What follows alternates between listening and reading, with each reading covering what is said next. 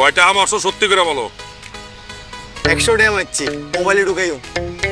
আমার মোবাইলে 50 টাকা বইটা দিবি। মোর পকেট তো মুই টাকা দেই না, কাবিলা টাকা দেয়, দাদু দেয়, তুই দাও দেছো কখনো?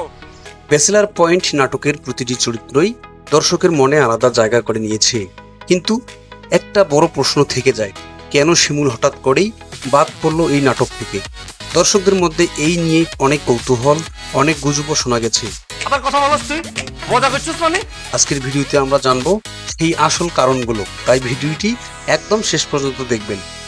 শিমুল চরিত্রটা ব্যাচেলার পয়েন্ট এর শুরু থেকেই দর্শকের কাছে ভীষণ জনপ্রিয় হয়ে ওঠে।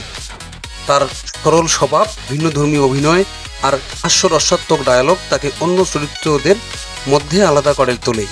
অনেক দর্শক এমনকি এই চরিত্রের সংলাপ নকল করেও সামাজিক মাধ্যমে ভাইরাল কন্টেন্ট বানিয়েছেন।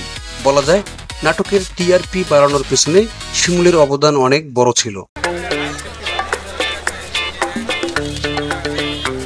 কিন্তু জনপ্রিয়তা যতই থাকুক না কেন, নাটকের পরবর্তী গল্পের চাহিদা অনুযায়ী চরিত্রের উপস্থিতি কমানো বা বাড়ানো হয়।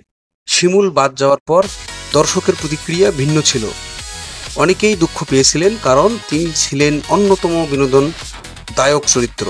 সোশ্যাল মিডিয়ার শিমুলকে ফিরিয়ে আনার দাবিও ওঠে। আবার অনেকে মনে করছেন নাটককে এগিয়ে নেওয়ার জন্যই এই পরিবর্তন প্রয়োজন ছিল।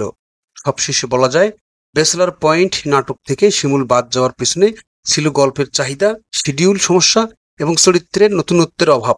এরকম নিত্য নতুন ভিডিও পেতে চ্যানেলটিতে লাইক, কমেন্ট এবং সাবস্ক্রাইব করতে ভুলবেন না। ধন্যবাদ।